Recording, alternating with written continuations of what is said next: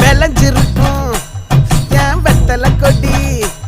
அட வளைஞ்சிருக்கும் ஒரு சன்னல் வெடி தோட்டா ஒரு கண்ணால தொலைஞ்ச ஒரு பொண்ணால வாக்கா இந்த வம்பால வல விரிச்சிட வந்தாளே பார்த்து வளைச்ச தேக்கு ஓம் பட்ட உடம்பு சோக்கு என்ன குத்தும் குறும்பு மூக்கு கொஞ்சம் ஓய்வை கொடுத்து தாக்கு என்னடி சித்திரமே இங்க நீ பத்திரமே சொல்லு